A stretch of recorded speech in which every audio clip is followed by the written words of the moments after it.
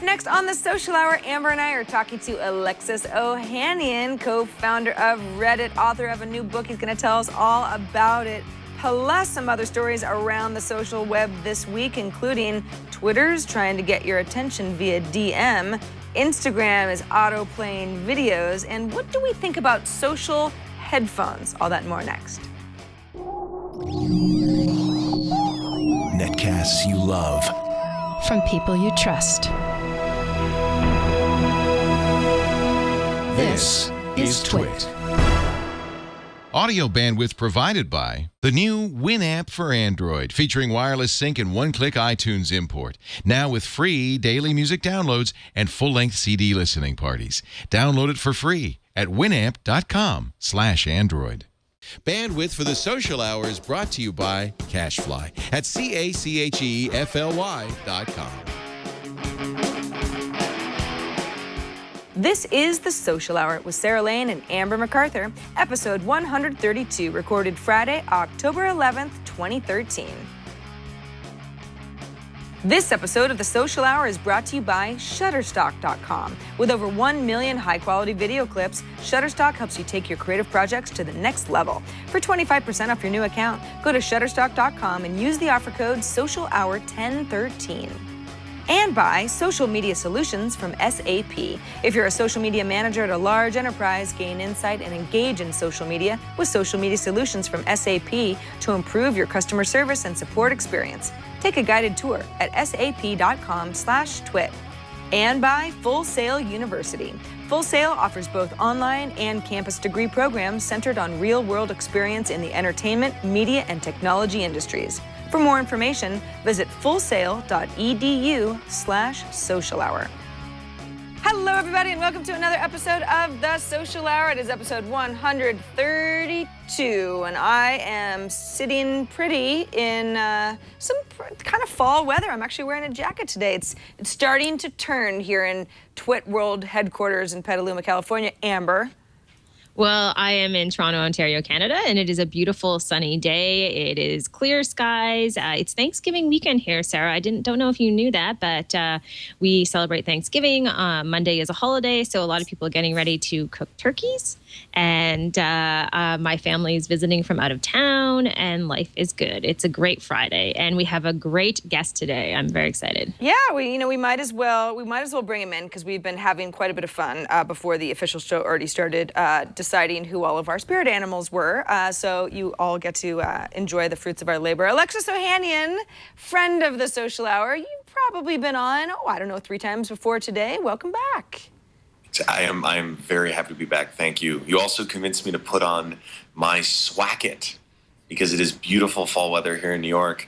I can wear this thing that kind of looks like a sweater, but is really just a jacket. Oh. Swacket. I've never heard that before. It's better than a I just jetter. made it up. I don't know if this is. I am not fashionable, so I just made this up, and it keeps me warm. And I didn't realize California had seasons, so I'm glad you're enjoying fall. Oh, very much so. Yes, it's getting a little nippy up in at least the northern part of the state this time of year. Swacket.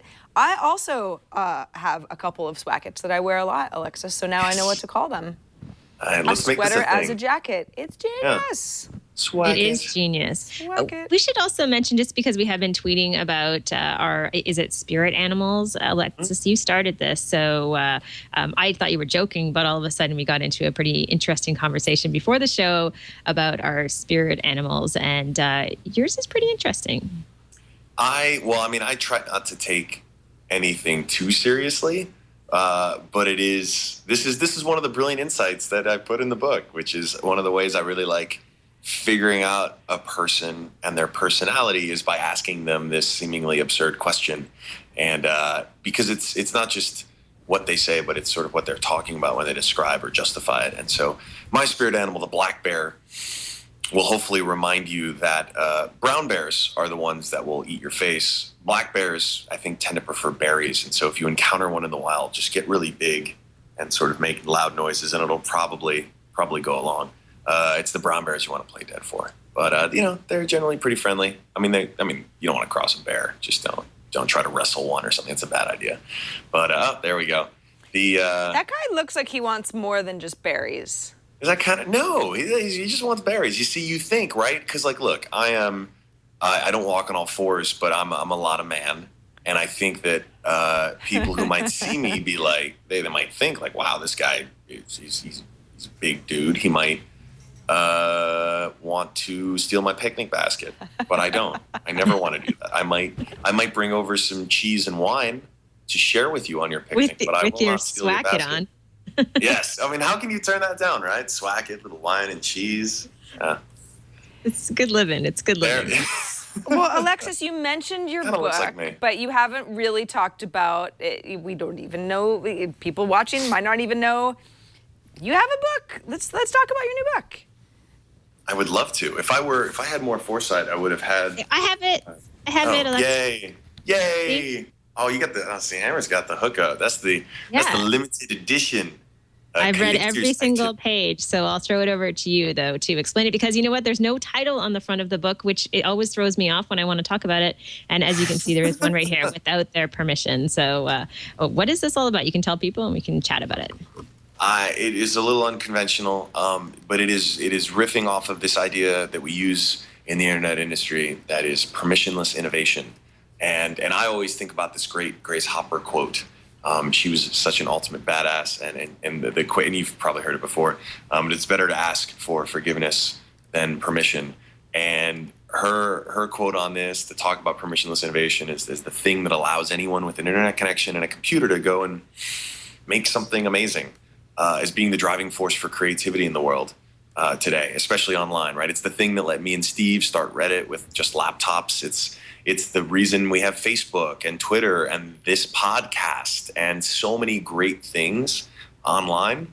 And I found myself having discussions with college students, nonprofits, even Fortune 500 CEOs saying the same thing, which is, look, the internet's sticking around. It's not a fad, and it is starting to change a lot of industries really drastically. And I want to hopefully, using my own experiences with startups like Reddit and Hitmonk, but then also the experiences of people I've gotten to know in other industries like film and music, philanthropy and activism, help a whole nother generation of people live up to their maximum potential of awesome thanks to the internet. And that's why I wrote the book. Very cool. I also, a couple of things that I wanted to ask you about that you mentioned in the book. And Sarah, I think this is good for our audience because we have a lot of people who maybe do social media for personal reasons, or maybe they have a professional job where they do use social media. And the first thing I want to talk about, and you talk about this quite a bit in the book, but there's a little section on page 110, Love Thy Haters. And it seems to me in the book, one of your recommendations is to accept that there's criticism on the internet and you need to really embrace it and get past it and not get caught up in it. Could you talk a little bit about that? Yeah, the way I chose to deal with it, whether it was online or whether it was in person, was to use it as motivation. And I would actually print it out and put it on my wall of negative reinforcement. And for years, Reddit was always in the shadow of Dig. And so for years, I would be getting feedback emails and reading blog posts in various ways, criticizing us personally or the site. And I would put the best ones, or the worst ones, I guess, on the wall as motivation. And the best moment, the kind of crowning achievement on this wall, was when an executive at Yahoo, who shall remain nameless, invited us in for a meeting maybe like 5 months after we launched. It was still really early. And we'd actually just had a great meeting with Google. Then we go over to Yahoo and they invite us in and we get like 5 seconds into our pitch. And he asks, wait a minute, hold on. How much traffic do you guys have anyway? And Steve and I looked at each other and we're like, well, we just launched. It's just a few thousand visitors. He says, you guys are a rounding error compared to Yahoo. Like, why are you even here? And needless to say, the meeting did not go well after that, and we left shortly thereafter. But Steve and I were just like, man, this guy actually invited us here to make fun of us. But we went home, back to Boston, to our little apartment in Somerville, and I printed it out and put it on the wall. You are a rounding error. And I kept this thing on my wall for years. Now my wall's gone, so I have a digital wall of negative reinforcement. But, of course, it is easier than ever to see criticism online. But, how we handle it is what will make all the difference. And everyone handles it differently. But for me, the way to do it was just to eat it up, like so, and use it as motivation for proving those people wrong. What about the idea that obviously it's a great quote, asking for forgiveness rather than permission, and it's certainly at its core something that helps innovate because people think outside the box and that sort of thing. But what about situations where you see a lot of apologizing, particularly that happens via social media, for something that a business or a brand kind of should have known better about, and it ends up being a, ooh, whoops, yeah, that was a little bit of a faux pas on Nike's part? Or the New York Comic-Con recently had a snafu where they were tweeting out a bunch of stuff under members' names that weren't actually tweeted because they had some authentication hookups. What about that sort of thing where you feel like, well, you should have known better? How do you walk that line? It is, I think it's largely it's a judgment call. Whether it's an organization or an individual, you have to be able to set some kind of standard for like what we are willing to do, because long term, that's going to pile up. You know, I think what the social media culture has done that is positive is if you do screw up, and Zappos is such an easy example because they do it so well, but like that's a mega corp that screwed up because some developer pushed some code. This is a couple years ago, and basically gave away a bunch of shoes, like millions of dollars of lost inventory, and they apologized and honored everyone's sales. I think you're allowed a certain number of apologies. There's no specific calculation, but if they are honest, if they are sincere, if they actually go and solve the problem, if they actually take ownership of it, and they are genuine, I think people actually respond really well to it. But yeah, there is, you can only have so many like Pop Chips commercials until people are like, really, Pop Chips? Like, I mean, that was a year or so ago with Ashton Kutcher, but like, it is. I think it is. Assuming we all are using our best judgment, I prefer to err on that side because that is where creativity happens. That's where interesting things happen. I think there are far too many people who would have great ideas and would have great contributions to bring to the world who just don't, because they haven't gotten the sort of kick in the butt to go do it. And I'd rather see more of those people pushing those things forward than these snafus on the parts of companies or people who are doing it wrong and think that they can apologize later.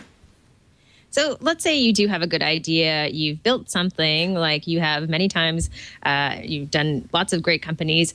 One section I really liked is this idea that once you've built it, everyone is the media. And it's interesting to see you talk that way, because I think some people forget that. They think about traditional press releases and they forget that in this day and age with social media, the reality is anyone you meet could potentially be a partner, a user, whatever it might be. Can you talk about that concept, that getting people to wrap their heads around this idea that it's all about traditional media when they're trying to promote their business? Yeah, I have fallen victim to this myself because I still, I'm 30, so I remember 6 o'clock news, 7 o'clock news. I have in a lot of ways, I still have a kind of very traditional mindset. And although I still have only written 1, maybe 2 press releases in my life, I think the big hangup for a lot of incumbents is how much things actually have changed. And the great advantage we have as upstarts is that, we can actually deliver a really authentic, really sincere, really passionate product. And if we make something people really want, it's easier than ever for them to share it. I mean, we saw this firsthand in 2010 when we launched Hitmonk. Like, the response was immediate. And it wasn't just, oh, look, it's this thing Steve and Alexis and Adam are doing. It was like, oh, look, here's this thing. Like, we want to talk about it. The water cooler that always used to drive, word of mouth is a cliche for a reason. The water cooler that always used to drive attention and excitement is just really big now, and it spreads really fast. And it's so important now, in fact, more important than ever, that we focus on making good stuff, because no amount of PR is going to save a crappy thing online. I mean, I ended up being an investor in airtime, for instance. So here's some egg on my face there. Like, here is a company that had all of the spotlights on it, had a huge media launch, a bunch of celebrities, but they didn't make something people wanted. And no number of press releases, no number of reporters could fix that, could save that. That was Sean Parker's big, it was, Yeah. I mean, what was it marketed as? Sort of the chat roulette that works better type of Yeah, a the thing? chat roulette without penises. Without the penises. And it was going to eliminate loneliness was the little catchphrase. I ended up as an investor because I had invested in another company that was acquired by it that ended up forming a lot of the core technology. So, but there you go. Like that Hollywood style launch, for instance, and that's one of the things I love about the internet is that even someone with all the expertise and all the resources and all the friends and all the connections and everything that he had, if you don't make something people want, like, that doesn't matter. There's a bottled water industry that exists today based on the perception that somehow New York tap water is not amazing. And it is amazing, by the way, and it's free. But like, there are so many other industries where you can get away with sort of advertising and PRing your way to success. But the back button does not care on the internet, right? The back button is the enemy. And there are always cute cat photos just waiting to distract someone. And you've just got to be better than that. One thing that I loved about your book, and I know you don't talk about yourself necessarily in this way, but you seem to have such a great sense of humor. And you mentioned off the top of the show about not necessarily taking things too seriously, yet I know that you hustle and work your tail off. Can you talk about how having that type of sense of humor and a lightness in terms of the way you approach things has helped you become successful? Hey, Richie, do you think it's helpful that I am such a ridiculous clown? Like to work with? Come on, Richie, be honest. Yes, Richie says yes. Although he's looking at me really skeptically, like, am I going to get in trouble if I say the wrong thing? Until it's like deadline time. Okay. So yeah, I think, look, and this is actually similar to the previous thing. Like, I don't care how like funny or amusing it may be to work with me. Like, if stuff doesn't actually get done, and if you aren't actually doing stuff of value, again, that it really doesn't matter. But at the end of the day, we also love, we want to work with people we want to be around. That's why, at early stage companies, so much of those early hiring decisions are so important. I mean, co-founder decisions, of course, but, when you're building something, you want to build a culture. I mean, again, I just name checked Tony twice now, but like Zappos was created because Tony realized he didn't like coming into work anymore at Link Exchange, I think it was. And he wanted to build a company with a really strong culture that he actually loved coming to every day. And you can see that. And I think great CEOs, great founders are really good at building that out. And yeah, I guess it has something to do with, having a good laugh every now and then. But I think the best perspective I got as a young man was from knowing, yes, monocles and top hats. Everyone loves pigs. Actually, bread pig would probably be my other spirit animal. But the great insight that I was given, that I was lucky enough to get, was how unimportant most of the stuff that I do is, and that was just mostly from an illness in my family. And if I could imbue every person with an understanding of kind of how silly life is, really, and how all the stuff that we care so much about is actually pretty trivial, it would be, I think, a great gift. But I can't do that. I don't have those powers. I'm working on it. Working on some Professor X superpowers over here. But I think that's the best asset, is to just at least have some perspective. And I've heard if you go to Burning Man, you get that same perspective. I have not yet been to Burning Man. No. But maybe. I don't think any of us can say that we've been to Burning Man. Amber, you haven't been, Really? have you? No. No, I haven't. I am shocked. Wait, because we seem like such burners to you, No, I figured hanging out, getting I figured cultured. in tech, I feel like the outsider in tech most of the time, but especially when I confess that I've never been to Burning Man. Well, you are in good company. We are all Yes. Burning Man virgins, I guess you would call us. I am tripping acid right now. Oh. So it's kind of like I'm Great. there. Well, yeah, I mean, so you know how to do it. You've just Yeah. never been to the desert. You just didn't have to travel. It's so smart. Yeah. Alexis, I think you've got a book. you obviously have had your hands in so many different projects for a long time now. I mean, I would sort of say, co-founder of Reddit. People go, oh yeah, Reddit. Wow, that's a big deal. What are you doing day to day these days? I mean, are there certain projects that you're putting more stock in, or what are you doing right now when the show's over, for example? When the show's over, I am going to go down to General Assembly here in New York and host an event with Baratunde Thurston, who is an amazing entrepreneur himself. Yeah, he's great. We have him on going to interview him. That's He's great. a good dude. And so right now, what am I doing? This is, this is the start of a 150 stop book tour at 75 universities. So there's that. So I'm spreading the gospel about internet entrepreneurship. And then my show on The Verge comes back on October 15th called Small Empires. And that's a big love fest for New York tech and people who work there, as well as the people who use those platforms. So it's a lot of, I want to spend the next 5 months on a bus going across this country, hustling for internet entrepreneurship, and hopefully inspiring a whole nother generation of awesome people to either start companies or start Etsy stores or launch Kickstarters or start podcasts or just like I said, live up to their maximum potential of awesome. And I feel like, especially for so many college students right now, things are or may seem economically rather bleak. But as you all know, the tech sector is one of the few that's still cruising, that can't hire enough developers. I want there to be more developers. I want there to be more developers who don't necessarily look like me.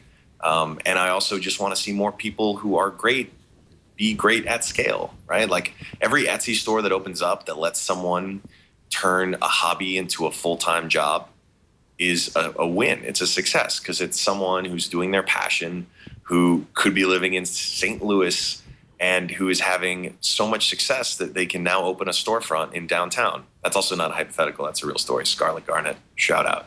But it's like these stores are so great because they couldn't have happened nearly as easily just 5 years ago. And, social media's obviously had a lot to do with that, but all the platforms from Etsy to Kickstarter, it's an exciting time. And it's an exciting time for people who are doing stuff. And not enough of us are doing stuff because it's not part of the curriculum, right? There's no school that is doing anything other than I shouldn't say that. There are not many curricula that are actually preparing people by doing stuff. Most of the time, we're just fearing failure, right? We're trying to pass tests and get to the next grade. And yet life is all about doing and sometimes failing. And like that dog in Adventure Time says, sucking is the first step to being kind of good at something. And I want people to be really comfortable sucking at some stuff for a little while as they get better. I mean, you don't just pick up a microphone and start hosting an amazing interview show, but it gets better and better. And before long, like you've built an audience and a following. And I don't remember either of you ever asking for permission to do that, or did you? I don't think so. Right. Hopefully not. But, I have to say, I love the book. And I don't want to say it's been a long time since I've sat down and read a book within just a couple of days, but I literally had it on my side table, and I would pick it up every chance I got. For anyone who's in the internet world and who wants to start a business and is just waiting for it to happen, you should pick up the book and start it today, because it is an awesome read. And I thought your voice obviously was so present in that. I mean, obviously you wrote it, but sometimes you read stuff and it's really dry, but I felt like, you were sitting right there reading to me, as creepy as that sounds. Cool. Well, I'm glad installing that spy microphone paid off, because that's exactly what I was doing. Awkward. I know you love Canadians, but that's one step too far.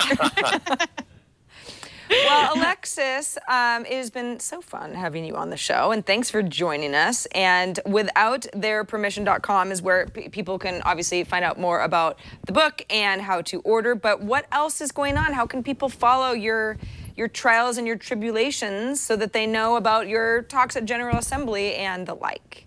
Well, I'm on the Twitters at Alexis Ohanian, which was down there. There it is. Boom. Thank you. And yeah, on withoutthepermission.com/tour dates, you can find all of the upcoming tour dates all across this country and Canada. So yay, we are heading up to Canada. Very excited. I'm actually going to the University of Waterloo twice because that's how much they love internet entrepreneurship. Yes, they do. Great city to go to. Yes. So yeah. And you're coming to Toronto? I am, University of Toronto. Cool. That is awesome. Well, we'll make sure to put all of this in our show notes if anyone wants to check it out. And thanks so much for joining us. It was a blast as always, everything from spirit animals to starting your own business and what's in between. Thank you so much. You guys are fabulous. Thanks, Alexis. So are you. Enjoy your weekend. Say hi to Bear Tunde. I will. And I'll tell them to right. come back on Social Hour. Sounds good. Thanks. Thank you. And enjoy your spirit animal, which has become the bread pig. It's hard not to. They're delicious. All right, Alexis. See you next time. Happy weekend. Quick reminder, by the way, that we record the Social Hour live on Fridays at 4 p.m. Eastern, 1 p.m. Pacific. Our website is twit.tv/TSH. Amber mentioned we'll put some of Alexis's links in our show notes. Each episode that we have has a bunch of show notes based on stories that we talk about, guests that we have, where to find them, where to email us. That's the Social Hour at twit.tv. All of that is in each of our episodes. So do make sure that you keep up on the show and all of our fabulous guests that we've had in the past. Amber, I guess it's time for us to take a little break and thank Shutterstock for sponsoring this episode of the Social Hour. You know, Shutterstock is great for photos and videos for a variety of creative projects that you might be putting together. You might be, you're looking for just an awesome website. You just don't have that many of, royalty-free stock videos at your disposal. You kind of think like, well, I mean, I don't really know how to, get a bunch of actors together and put something together that's conveying what I'm trying to get across is the point of my product or my service or sort of thing. You can choose from over 1 million stock video clips that are all very high quality. You got 2D, 3D, motion graphics, animation, variety of digital formats. Shutterstock is adding 12,000 video clips each week. So of that 1 million, I mean, they are growing their library exponentially. So every time you visit, you're going to find a lot of new stuff that you didn't see before. Yeah, I mean, if you're looking for bears, you got pandas, you got brown bears, you got polar bears, you got just cool bear. I mean, these are all. I mean, how are you going to get this video? It's not like you've got access to where these bears live in the wild. This is what Shutterstock is so good for. Shutterstock gives you the assets you need to bring these creative projects to a next level. People go, wow, this is awesome. Yeah, look. Oh, hey. Oh, that's cute. All right, eyes on the prize, Sarah. Shutterstock has good tools as well, where I'm watching Brian search for incredibly cute little meerkat stuff. But what's neat is that you can search by a keyword or like a category. Maybe it's an animal category, or maybe you have to have a clip that's a particular resolution, or you want to search by somebody that you've noticed really contributes good stuff.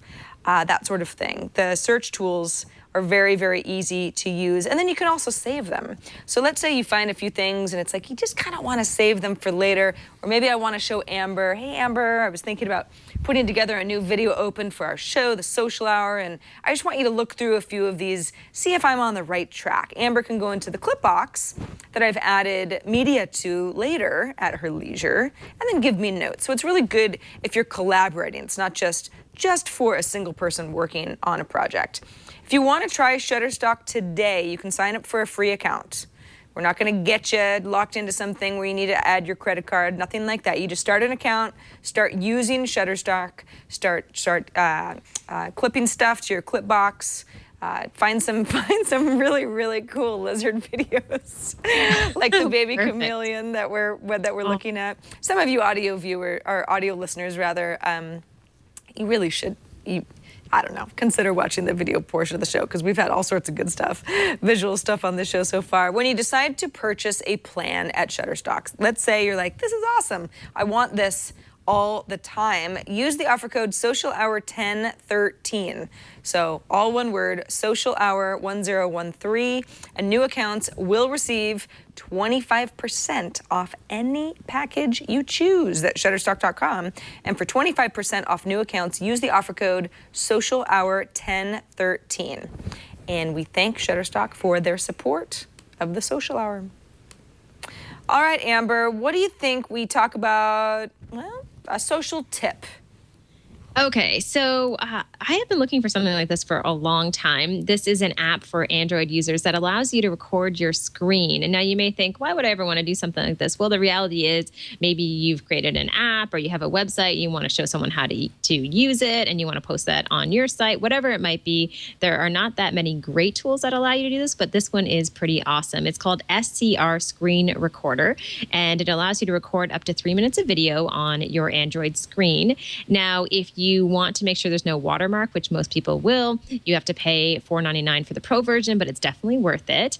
And just a really simple app. If this is something that you may want to do, whether it's just something you need to do for business or something you want to do just to help someone figure and navigate their way around a certain app or a site. Love this. This is it would work out so well for instances where maybe you want to put together like a cool little screencast, and we all have that question where it's like, okay, how do you do it? Yeah, I mean, what do you do? It's easy to take a static screenshot. We're all pretty used to that on smartphones, but not necessarily a video that's just following along, you know, as some sort of a navigation or showing off how to perform a task. Yeah, and traditionally I found, because I do use an Android device, that sometimes it can be difficult to figure out how to do things like this on an Android device. It's getting easier all the time, obviously, with screenshots and whatnot, but to record an actual video, it hasn't always been that easy to do. So this app looks really simple, really easy to use, and a great tool for anyone out there who wants to give it a whirl. Love it. That is a great little tip. Well, should we move into this is a new one, Amber. This is one of yours, a social infographic. We love infographics on the Social Hour, but, you know, I know. Maybe we love them enough to have their own segment. Yeah, I know. I just keep adding segments here and there, Sarah, which is what I love about the show, is that we can always do that. I think we've had infographics before. We've had special features on an infographic that we thought was kind of cool. This one is interesting. I found it on Mashable. It's called The Most Popular Superheroes and Villains on Social Media. And it's a chart to give you a sense of who is the most popular. You'll see, and I'll explain this for our audio listeners, at the top, Batman comes in at number 1 versus the Joker. The Batman being 30%, 29% for the Joker as far as conversations, and all the other superheroes you could ever imagine are also included. And there's a map for most buzzed about in the world. So this is kind of cool to figure out in North America that Batman, the Joker, Superman, Catwoman, Spider-Man, I can't see who that last one is, but they're all the most popular popular superheroes who are mentioned through social media.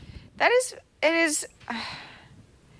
Yeah, I kind of love this. I obviously, you know, comic geeks would probably have more opinions about this than me, because I'm like, oh look, the Avengers beat the Justice League. Okay, whatever. But you know, if you're a Marvel or a DC, you know, if you sway one way or another, you might be like, that's an outrage. Oh yes. But no, it's perfect. Infographics were made for these sorts of things because it makes that data visually interesting. And it puts a few things into perspective. I'm a Catwoman fan myself, Amber, not surprisingly, but you know, I've never really thought much of Magneto.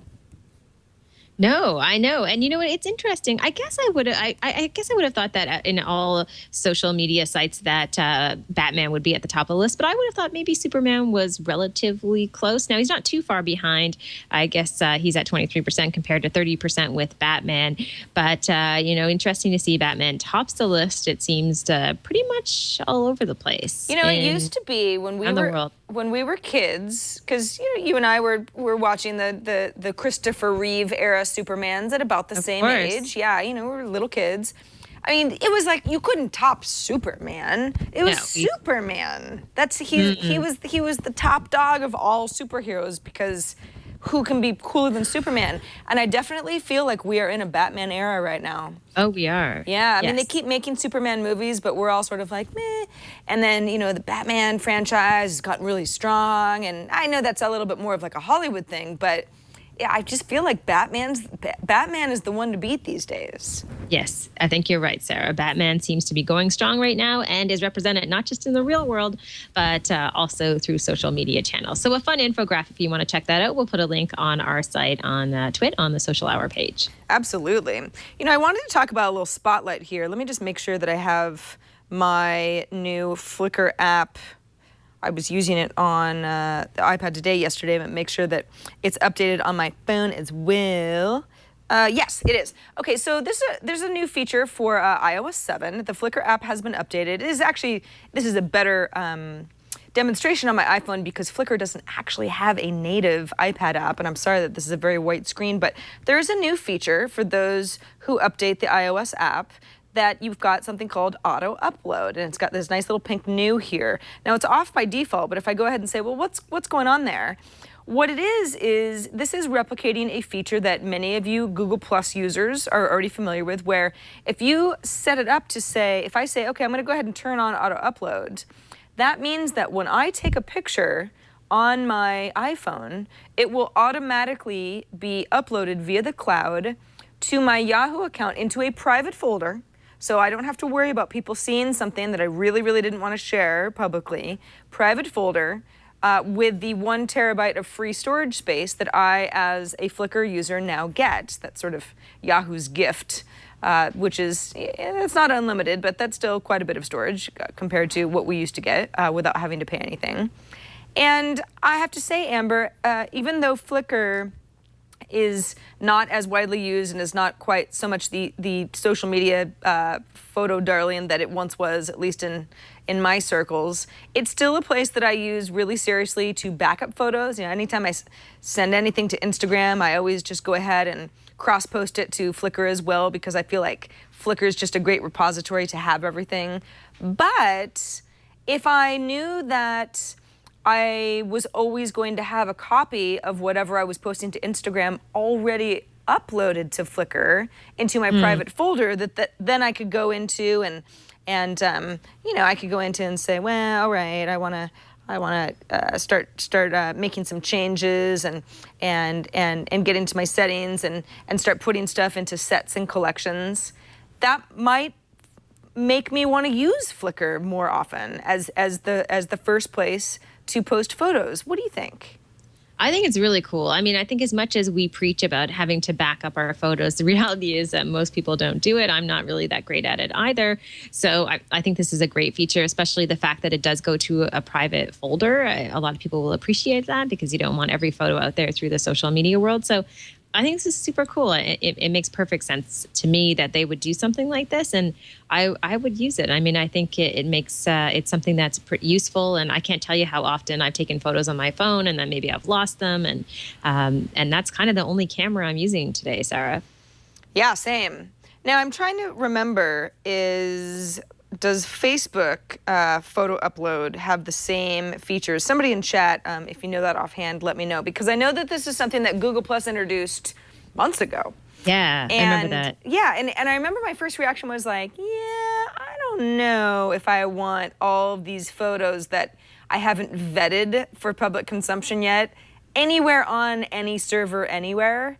But I really, you know, just even if it's private, you just think, oh gosh, you just need some little setting snafu, and you know, not that I have like racy photos on my phone, but you know how it is, more unflattering than anything, right? It's more like, just the bad photos, right? Yeah, it's the photos that you feel like, yeah, something's not right. Because how many pictures do you take to actually get that one that you want to share through social media? You probably take 4 or 5, and the rest of them I want to delete them forever. Exactly. Yeah, they're just kind of taking up blah space more than anything. But I remember thinking, well, you know, maybe this is, you know, this is just, it's not really for me. And the reason that I like the Yahoo Flickr version of this is probably just because I have been a Flickr user, and I still try to use the service as much as possible. And I'm not using Google Plus as a place to post the majority of my photos. But if you are, the services both work the same way. The idea is, yeah, you've got a backup, and then you'd be more inclined to use the service with, you know, all of your backup photos to start deciding which ones are good pictures, and you could put into, you know, a little folder or share with a particular circle, and so on. I love that. And I think I'm going to love this next spotlight, Sarah, that you dug up. And I've not heard about this before. So all the news that fits in a 15-second segment. Yeah, so this is a really interesting article over at All Things D. Peter Kafka wrote it. And this is, it's a nice little I don't know. I guess it's a little glimpse into what services like Vine and Instagram might actually mean for news and updates. So right now it's like, yeah, okay, I've talked about, oh, there's a funny Vine here and there. Or we've talked about the fact that, okay, Instagram has introduced videos. Both Amber and I are like, well, there's good things and bad things about that. It seems to eat into a photo-only experience a little bit, but hey, people can be creative. There is and what is the word I'm looking for? An account on Instagram called Now This News. You may have heard of it, you may not. About 50,000 followers or so on Instagram. That is doing some really interesting things with the concept of short little news snippets in small doses. I'll actually play one for you now. Libyan Prime Minister Ali Zidane is free after gunmen held him for several hours. Sounds like his captors were retaliating for America's arrest of al-Qaeda suspect Abu Anas al-Libi in Tripoli. Local reports say military forces intervened to free Zidane. All right, so it's a quick update. It's something that you would, maybe hear at the top of the hour on your favorite, 24-hour news program type of a thing. It's got some visual stuff. They've got a little brand identity at the end, and then they're done. It seems to be going over pretty well on Instagram. This particular video has, something like 250 likes, a few comments. They're also experimenting with similar stuff on Vine. Newtown, Connecticut overwhelmingly voted to tear down Sandy Hook Elementary to build a new school in its place. The residents of Newtown. Now, Vine is a little weird because it loops. You probably don't want to hear the same headline over and over and over. But Amber, since you and I both have worked in newsrooms and the concept of short snippets of news, we understand is really, really appealing to people who are trying to get through a bunch of stuff. Would you want to start consuming news in a way like this off of Twitter, let's say, and onto more of these visual services like Vine or Instagram, where you know that it's going to be pretty short? I love this idea. I mean, I feel like I'm craving more news because everywhere I turn, even to news outlets, they're not necessarily talking about that much news. They're talking about things like Miley Cyrus, and there's just too much pop culture in the news these days. So I think it's neat to see it condensed into 15 seconds. And if they keep it sort of just to the facts, I think that's very cool. I also think, though, Sarah, we've talked about this many times before, it would be cool if there could be text on the screen as well, just in terms of kind of captioning what they're saying. For those times we've talked about lining up in a grocery store and you don't want to necessarily have your audio on, but you could kind of watch it and maybe read some text. I know that's more effort, but I think that could also be a useful feature if it's not part of it already. Yeah, I think so, too. I think that there are more and more, I'm starting to feel like some of these services, my initial reaction was like, ugh, I don't like this. It's just too much noise, right? The video is just, you have to be so careful with video, right? When someone has gotten so used to a service that maybe wasn't video based, or, I haven't ever spent much time on Vine because I find so much of that kind of loopy stuff irksome. But this new way of delivering news, and some of it's sort of ha-ha, some of it is obviously very serious, but the short snippet version of it, and the fact that so many organizations and individuals seem to really like the idea of coming up with some sort of a message, having a point, being succinct about it, and then sending it off into social networks. And the fact that a lot of people seem to like this too, because these accounts have a lot of followers and, and comments and likes, and, at least people who are engaging, they're certainly looking at them, that I think, wow, I mean, what's the future of, would Instagram ever consider having, some sort of like a news channel where you could say, all right, well, I've got all of my friend stuff, but now I actually want to use this as a news consumption tool. Why not? Possibilities are endless.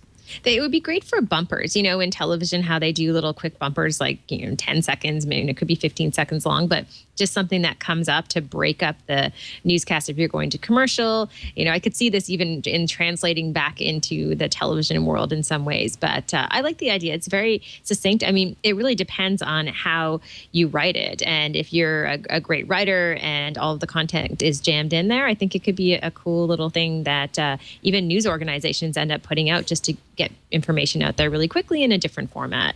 Yeah, exactly. It's kind of like you could say like us on Facebook, or it's like you have a small short version of. I mean, you and I could do little 15-second wrap-ups of the social hour and start some sort of a either Instagram or Vine or some other account and post it wherever we want and that goes for anybody, really. I mean, it's kind of a great promotional driver back to a longer form show as well. Yep, I think it's cool. Yeah, we're in an age of experimentation. Even on this show, we're adding little snippets to our website now that tell people a little bit of walk people through some of our tips that we're sharing on each show and smaller versions of the show that show maybe a couple of what we think some of the best minutes of the show were to YouTube. So I think I don't think there's any real wrong way to go about this. It's all about seeing what sticks. Yeah, I think experimenting and just coming up with different uses, and it's fun to watch that happen, right? And that's what I love about our jobs is we get to kind of watch and see what sticks, what works, and what doesn't. So we'll see if this is around for a while. Exactly. All right, let's take another quick break and thank SAP for sponsoring this episode of The Social Hour. SAP makes social media solutions. What does that do? Well, I mean, the name kind of says it all. It helps companies use social media to improve their customer service and their support processes. These days, we know that everybody talks about brands, whether they're happy with the brand or they're mad with the brand. You want to be able to, if you're working for that enterprise, that brand, to be able to say, I am on top of what the public is saying about us. I want to improve our customer service. I want to be able to help somebody who has a technical support problem, who's tweeting and they're on a rampage because something didn't go wrong with maybe their checkout process, all of that stuff. You know if you work at a large enterprise, it just becomes a challenge the bigger you get to stay on top of the conversation. Not only do you not want to ignore anybody, but you don't want to seem clueless. You want to seem like, all right, we've got a whole thing. We're ready for our customers. We're ready to help them out. We're ready to help them make a purchase. If they seem like they're on the fence, they might be ready to buy. There's a listening component of social media solutions, and that's all about getting all over the internet. Okay, well, what are people saying about our brands? What are people saying about our competitors? You can search for keywords or sentiment or that sort of stuff. All sorts of big data at play, really bringing stuff into your company. Then the engaging component is how you then interact with your customers. Make sure that the folks out there, somebody writes a review that you think, wow, they could have had a better. They could have had a better experience on this review site. You go ahead and follow up with them. And as we've seen, many times someone says, I didn't have a very good experience, but I had such a nice person who contacted me and tried to make the situation better at this company that now I ended up being a pretty happy customer, and everybody wins. The engaging component will help you improve customer service and support because you can also set rules about who's taking care of what. You've got tech support questions. You've got a customer who might be confused about something. You've got more than one person on your team. Everybody's kind of got to divvy up some of the work here. So those are the sorts of rules that you can set for people. Jack over here works on tech support. Laura over here does this. If somebody tweets some sort of a problem, you just get it to the right person. It's all designed to make you look like there's a lot more people working behind the scenes that there actually are, because you've got SAP on the case. Social media solutions from SAP gives you more than marketing. It's definitely more than marketing because it improves the customer service and the support experience. If you're interested, working at a large enterprise, know somebody who is, and you hear us talking about SAP and you think, this seems pretty great, go to sap.com/twit. Take a guided tour, see for yourself how social media solutions from SAP will work for you. Pour vous. All right, Amber, let's move on now to, we kind of did the show a little bit backwards today, but hey, why not? We've got some stories that we might as well get to before we get to your rad or fad, which is how we always decide to end the show. The first story is it's not one particular account on Twitter. It's actually a few. And this is the idea that Twitter seems to be experimenting with a variety of accounts that are designed to personalize notifications for you. And by that, I mean there is an account that's an official Twitter account, it's verified and everything, called Magic Rex, like MAGICRECS. Now, the idea of that is if I go ahead and follow Magic Rex, then let's say you, Amber, and a variety of other people at Twit all hear about this really great news account, or maybe it's a parody account or something that's getting a lot of buzz. And enough of the people that I follow end up following this account in a short amount of time, I would get a DM from Magic Rex saying, heads up, Sarah, this particular account, historical pics, or that was an account that got a lot of buzz recently. This probably should be on your radar because it's getting a lot of attention on Twitter. With the DM aspect of it is, I'm not actually, this is not something that's part of my stream, so it doesn't really affect my Twitter experience as it is. It just adds a little something into the DM field. Now, we were talking about this on TNT yesterday, and Tom made a good point where he's like, Twitter's really been trying to de-emphasize DMs, it seems like. Every time they come out with a new design, the DM seems to be a little bit more buried in the web version of Twitter. So what do you think about the idea that we could get more personalization that would be delivered to us in a way that nobody else would see? It's interesting because one of the things that I love about Twitter right now is that, for instance, I have not received a direct message in the past 24 hours. So it is one of the few inboxes that I have that isn't cluttered with a bunch of different messages. And I kind of like that. I feel like when I actually get a DM, usually it's something important, something quick I need to respond to.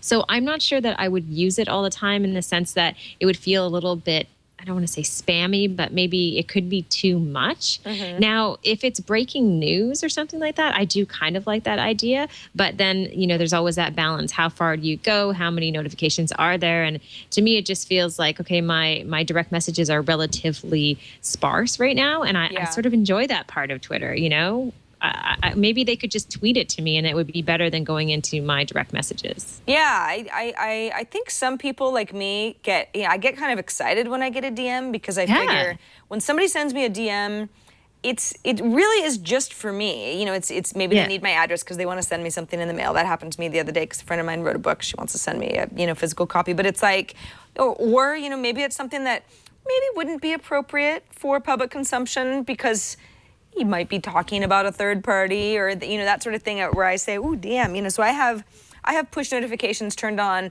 just for DMs for Twitter, not really for anything else, just because I want to know when someone's trying to get a hold of me.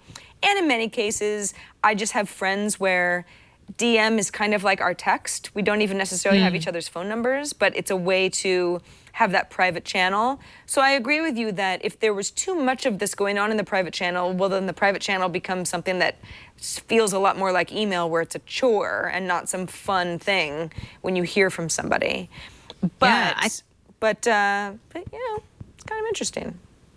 It is interesting. I mean, it's nice to see them experiment and come up with new ways that we can personalize our content, but at the end of the day, most of the stuff that they're talking about, I wouldn't care if it was public and just kind of tweet it at me. That would almost be better to see it as a reply than get into that inbox territory, which I think Twitter has done a great job of ensuring that most of the messages in there are just like you said, Sarah, they're kind of one-on-one conversations, and there's not that many of them for most people. And it's the one place you can feel like, oh my gosh, I'm not overwhelmed with having to respond to all of these. So, I like that part of Twitter a lot. Now, Sarah, sorry, go ahead. I was just going to say, Gardner in chat says, Magic Rex doesn't really send a lot of DMs. And I think that that's also kind of interesting because I went ahead and followed Magic Rex because I just wanted to get an idea of what was going on. And then I decided to unfollow because I was like, the recommendations that I'm getting for the most part, I can kind of figure out on my own because there's enough chatter about a cool new social media account that I should follow in my regular Twitter stream. Yeah. In fact, I have a couple friends who they really take it upon themselves to be like, attention everybody, this is the new funny account that you got to follow this week type of a thing. So I thought, well, I feel like I'm just getting DMs about stuff I already know about. And I think that that's probably, it just depends on the person. Some of you might say, nobody ever does that for me. I need something like this. So again, it's sort of up to you. And it's nice to see that Twitter's experimenting. Yeah, exactly. I totally agree with that. Now, speaking of experimenting, we really haven't had that much Facebook news over the past few months where we talked about how Facebook was potentially hurting you in the privacy area. But this one has a lot of people up in arms. I know I saw a lot of people tweeting about this. Facebook removing the option to be unsearchable by name within the Facebook platform. So, Sarah, what do you think of this, that they've decided to almost take a step backwards? Yeah, so the idea is that if you, for whatever reason, say, okay, well, I've got people that I just don't want to be able to find me on Facebook, but I want to have a presence on Facebook, I should be able to just basically be scrubbed from their version of Facebook. Facebook is now removing this privacy setting to be able to keep people that you've blocked from looking up your timeline by your name. Now you might say, that's crazy. Why would you do something like that? And Facebook is basically saying, and you know, I'm paraphrasing their steps on this, but saying we already have these privacy settings that are a lot more specific. I mean, we've taken the privacy settings and drilled down so many different levels of privacy settings that you actually have these capabilities already. And many of you think that because you've blocked somebody that they can't find you, but it's actually possible to get to you via other channels. You know, maybe you're tagged in a photo, you know, or you're part of a group, and you actually want even more privacy than that. We're kind of helping you out by getting rid of this option. What always worries me about stories like this is that there are so many people who don't pay a lot of attention to privacy changes. So if somebody's like, hey, I'm really concerned that this person that had harassed me in the past, I want to make 100% sure that they're not able to find me and they're not aware of this privacy setting and something happens. That's not a good thing. Although I guess at the same time, if you're so worried about privacy in that particular setting, one would think you'd pay a lot of attention to privacy changes on Facebook's part. Yeah, I think they've always made it sort of complicated, and I think so often by default they end up they can potentially hurt you in the privacy area. So I think, I don't know, to me it doesn't seem like the smartest move in the world for them to go out and do this, but I think we all just have to pay more attention, like you said. Now, Sarah, speaking of paying more attention, this is an interesting bit of news that I did not see this, but Instagram no longer letting users disable video autoplay, a small but important step towards ads. This is an interesting headline. We've talked a lot about Instagram ads in the past. Yeah, so, and this is, I mean, we talked about this, it seems like just yesterday, I guess it was a week ago. The idea that at least on Instagram with ads, or with videos rather, see, I'm already getting them mixed up. With videos, you could disable autoplay by default. So if you saw that something, you know, you're scrolling through and I'm like, okay, I've got like, you know, just a couple minutes before the light changes green, or, you know, it's sometimes videos just aren't part of my process, then at least they weren't going to play on their own. Well, Instagram is disabling that option so that you can scroll past a video. It's not like you're forced to watch it, but it will start playing without you explicitly saying yes, a forward arrow. Now, of course, this is all it's not only because of ads, but it's designed to get us used to all of this so that we don't end up having ads on Instagram that nobody ever clicks on, and so nobody ever sees. These ads will start playing without any push work on our part, which is, I think, you know, potentially annoying, but I don't really see how it would be worth an advertiser's effort to have an ad that they put work into just to have somebody scroll past and never see anything. Yeah, I think it could get annoying. I'm definitely with you on that. I think it could be a little bit frustrating, but from the advertiser's perspective, this is obviously a good thing. But from a user's perspective, I don't know. It just seems like I think a lot of people could be frustrated with this. I'm curious in the comments, actually, if there's only 3 comments on this particular article, but just curious what people are saying so far, because I think it could be one of those things. Not that Instagram is under threat in terms of not being popular anymore, but it could irritate a lot of people. Yeah, I think autoplay.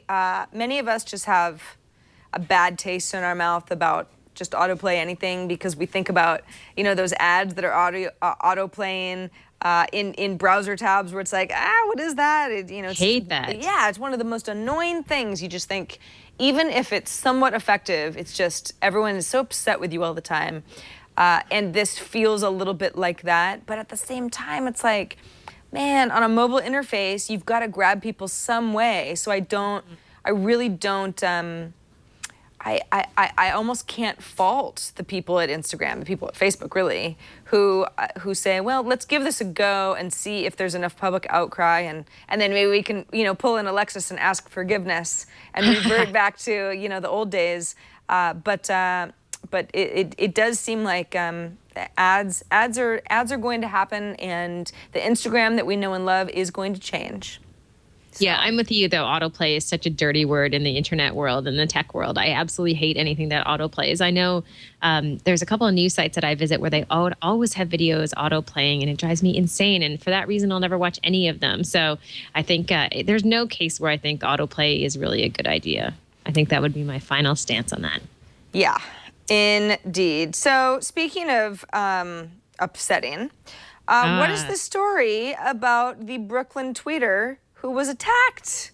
Okay, so I say attacked because he was attacked online, so don't worry, there's nothing violent that happened. But in Canada, we have a bunch of big wireless companies. One of them is called Rogers, and 2 days ago, there was a cellular outage across the country. So you can imagine millions and millions of users who lost service to their cell phones, which is a big deal, Sarah. As you know, many people are cutting their landlines and just depending on their cell service for emergencies or getting in touch with loved ones. And for there to be an outage that happened for hours, it was a massive pain in the butt. So people, of course, went to Twitter. That was the first place they complained. And there was this random guy who lives in Brooklyn, and he happens to have the Twitter account at Rogers, which is the name of the cellular company.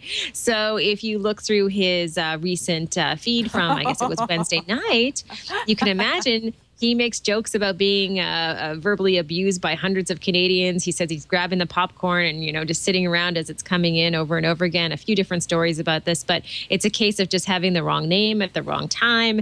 And it's kind of funny. Obviously, nothing too terrible here, but you can see how people lash out so quickly, and they don't even go to check to see if they have the proper brand or company name in their tweets when they're getting angry at some poor guy who's just hanging out in Brooklyn trying to enjoy his night. Oh, man. I mean, I kind of have to laugh because, yeah, I mean, he knows what's going on, and and he obviously understands that he has absolutely no control over the actual legitimate Rogers situation happening in Canada. But imagine, it's funny you say that a lot of people aren't even bothering to go to the profile. It's like, I think that there are just enough people still that are still confused because obviously it's Twitter, and Twitter can be a confusing place to people, especially and then he starts getting apologies from people who say, oh, I realize what I did.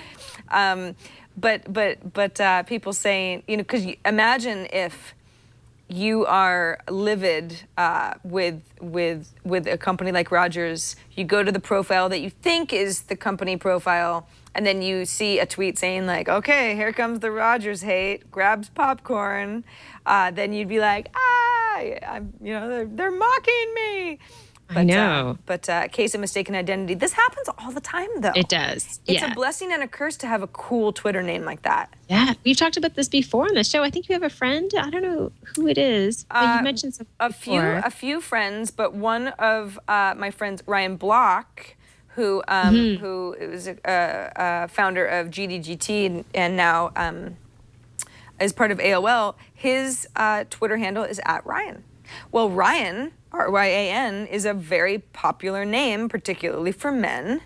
But I mean, there are a lot of Ryans out there. And he says he's most of the time, depending on, what part of the American Idol season we're in, he starts getting tons of tweets that are obviously bound for Ryan Seacrest. And people just put spaces between Ryan and Seacrest because, again, Twitter's confusing to people sometimes, especially people who might not necessarily spend a lot of time on Twitter but want to talk about American Idol specifically. And so, yeah, you've got these issues all the time. I had my little ballerina snafu a few years ago Oh, when I remember that. people wanted to talk about the ballerina that if you don't know what I'm talking about, there's a woman named Sarah Lane who's a ballerina who was a stunt double in the movie Black Swan, and there was some, there's some, I don't know, outrage over that. And so, yeah, I was getting people who were saying, like, stop complaining, you stupid ballerina. They were talking to me.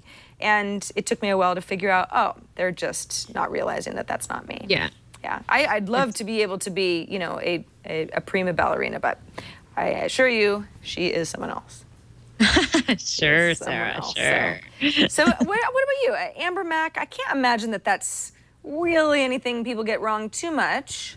No, I don't seem to have any problems with it too much. But, it's funny because originally on Twitter, if you did get just one word as your name, so you'd be excited if I got @Amber, you would think, oh, this is the coolest thing in the world. But I can see how it can become a nuisance as more and more people tend to just think that they can do @anyone and it's going to go to the right person if it's just a simple name. So I'm kind of glad I have something unique. And, Sarah Lane is relatively unique too. Just except for that one ballerina. Except for the one ballerina, yeah. Thank goodness. If I was Sarah, I think that would be a whole nother, because like 1 out of 5 people on Earth is named Sarah. So I'm happy to have the moniker that I have. Hey, we love hearing from all of you. We love you passing along stories like this to us, stuff that you want us to cover on the show, little tips that you might have, variety of ways you can get a hold of us. The social hour at twit.tv is our email address, which is sort of held hostage right now because Radford, our IT wizard, is on vacation.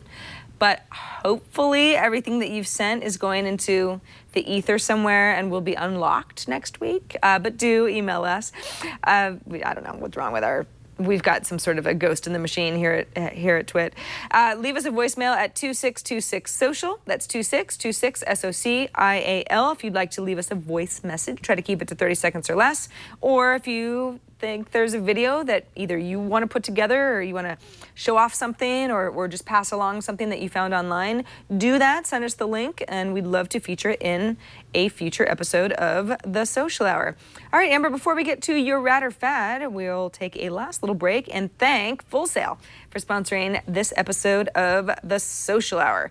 This is actually, it's perfect for so many people who watch and listen to the show. Many of you say, well, I really want to get into, some sort of a career that's maybe along the lines of what you and Amber are doing, or, the social media realm or post-production. If you're looking to begin a career in journalism, or maybe you already have a career in journalism, but you feel like, gosh, I need some more digital media skills. I've got kind of old school skills. Maybe it's been a long time since you've been in any sort of a class where you were getting new skills, working towards a new degree that was current and made you feel like you were up to date on the technology and the programs that you'd need to make some sort of a move in your career. You may be very interested indeed in Full Sail University's new online new media journalism masters. Because as a student, you'll get familiarized with the tools and techniques you'll need for good storytelling, to reach a wider audience online. I mean, that's a number one concern of a lot of people is, hey, you might be really creative, but you don't really know how to use your online skills to make sure that you're reaching as many people as possible. This program will prepare you as a graduate for a variety of roles: communications and media, journalism, photojournalism, blogging. Maybe you just feel like, I never really got the hang of how do people do that so well? Marketing, writing. I mean, some of this stuff I feel like, well, I know a lot about blogging, but I certainly don't know a lot about marketing. Project-oriented coursework also that is taught by professionals, people who work in the industry, have lived in this industry, know what they're talking about. Ensure that you have very good schooling there. Full Sail University's online and campus degree programs are all centered on real-world education. This is stuff that you actually need day to day, and experience with industry, technology, and workflow.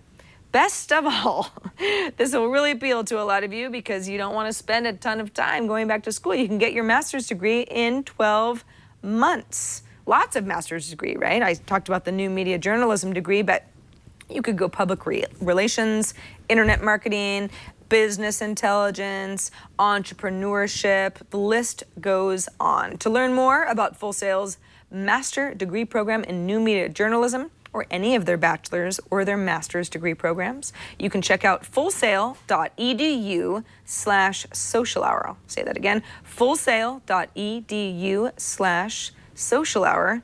And we thank Full Sail University for their support of the social hour. And if you have some stories about good classes that you've taken, we'd love to hear about that too. Let us pass along the good information to everybody else. All right, Amber, what is our rad or fad this week? Okay, so Sarah, I don't know if you've ever heard of this idea before, but what about a pair of socially smart headphones? These are from a company called Music.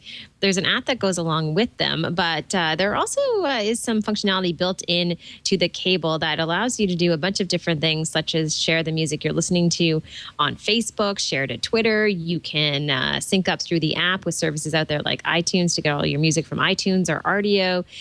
You can also use Siri or voice control through the headphones. And generally speaking, probably the most social headphones that I've seen out there. Would you use these, Sarah? I don't know. I don't know. I like the idea of, especially because, these headphones, we're looking at a little video here that shows them off. They're larger. These are, not cheap either. No, right. It's a little bit of a, it's the quality is probably pretty good, but they're a little bit of a fashion statement as well. So you figure, well, if I'm going to go ahead and wear something that's more of a substantial headphone set on my head, it's kind of cool that they do other stuff. I'm not sure how much of a need I would have on a day-to-day basis, but maybe that's just because I don't have a pair yet. Yeah, I mean, I think it's cool. My only problem is that I tend to break headphones on a regular basis. So I love having great headphones. The reality is I've probably broken 2 pairs of headphones that I've received in the past year. And so I worry a little bit about them doing even more because I would definitely break some part of it. But I do think it's interesting. I think it's neat that the concept of kind of linking up to some of the music streaming services that you probably use already, and then building almost like a sharing community within the app in terms of people who use their products. So I don't know. I'm kind of on the fence with this one, Sarah. I don't know. Is it rad or is it a fad? I think it really plays into the whole, smartwatch type thing. Yes. It's if you are, I do a lot of walking, and most of the time, 90% of the time, unless I'm walking with somebody else and I'm talking to them, I've got my headphones in because I like listening to music or podcasts or whatever. So it's like, the headphones are always something that are in whatever, handbag or purse I've got with me, always. So that already kind of is speaking to me because I wouldn't have to think about, oh yeah, I've got to have my headphones in order to be able to post socially to Twitter or to hook up to my Rdio account or that sort of thing, because I've got the headphones with me. Of course, they're not these specific headphones, but they could be. As long as I have headphones, I think I'd be happy. The app looks nice, the interface. So maybe this appeals to people who are like, yeah, I like the idea of having something that's wearable technology that has social elements, but they don't really like the idea of adding some sort of an armband or something that they're, clipping onto their clothes or that sort of thing.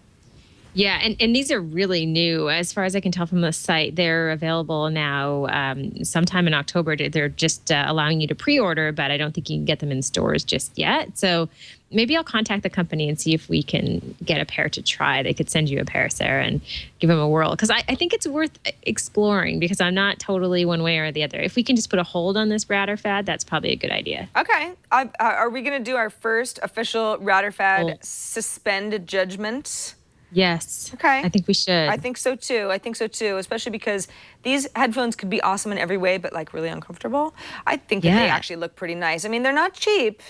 They're definitely not cheap, but they do come in white or black. And yeah, this is something that I think we probably have to do some real world testing and then decide if we really like that social button or not. So it's tough, right? With headphones, you really need to try them on. You really need to hear the sound quality. There's so many other factors that we just can't necessarily decide on just yet. So leave this on hold and we'll get back to this. Yeah.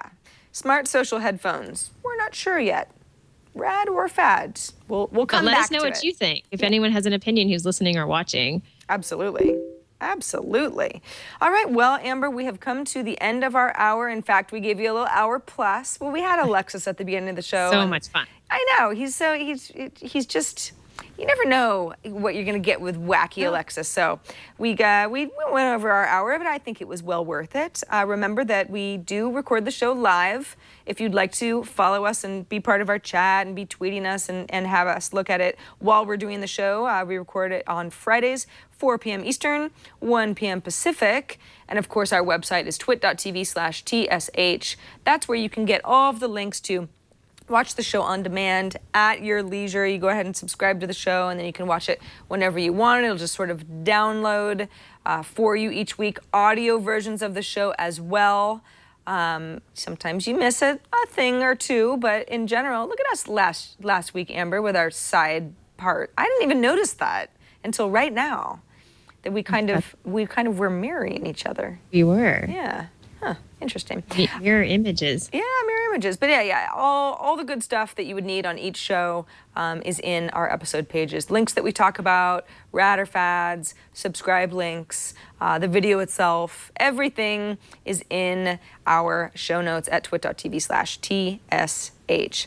Amber, I would normally say, hey, you have anything fun going on between now and next Friday when I see you again? But you've got Canadian Thanksgiving. Yeah, I'm super excited. So on Sunday, we'll be having Thanksgiving dinner like many other Canadians. And I'm here. My whole family's here. They're upstairs right now. They're making a lot of noise. I told them to be as quiet as possible. But I think at 5:30, they've decided that it's time to come up.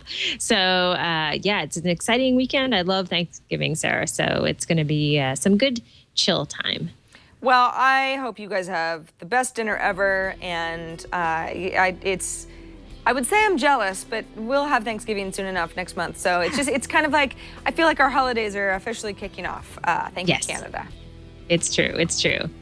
All right, everybody. Well, thanks for watching and listening. Amber and I will be back same time next week. In the meantime, have a wonderful week, and we'll see you on the internets. We'll see you soon. Thanks for watching.